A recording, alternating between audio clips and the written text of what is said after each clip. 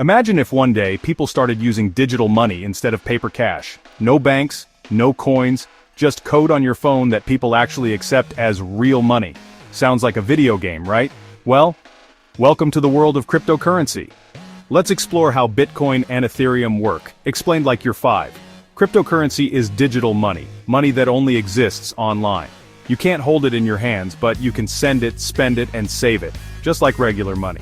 The most famous ones are Bitcoin and Ethereum. They're called crypto because they use cryptography, a super fancy word for secret codes, to stay safe and secure. Let's say you and your friends are playing a game, and you trade digital coins for snacks. But there's no bank, no teacher, and no referee to keep track. So how do you know who gave what to whom? Enter the blockchain, a magical digital notebook that everyone can see, but no one can erase. When someone sends Bitcoin, it's written in this notebook.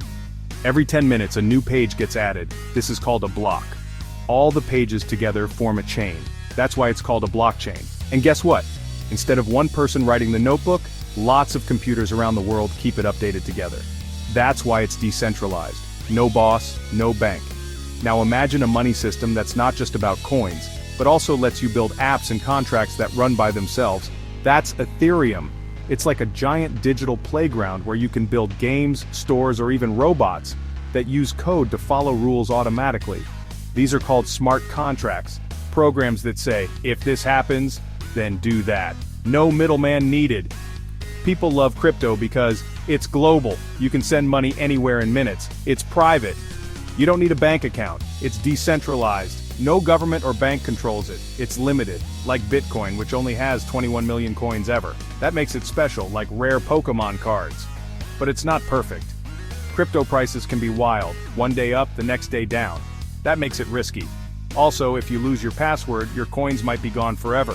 There are also scams, fake coins, and technical stuff that's tricky to understand. So before jumping in, learn first, invest carefully. Today, some stores do accept crypto for things like video games, gift cards, even coffee, but it's still new. Most people use crypto more like digital gold, a place to store value, not buy candy yet. Let's recap. Crypto is digital money. Bitcoin runs on a public notebook called the blockchain. Ethereum lets you build smart apps with code. It's fast, global, and independent, but also risky. You need to learn, be safe, and store it wisely. So, would you ever use digital money? Or maybe build your own app on Ethereum someday?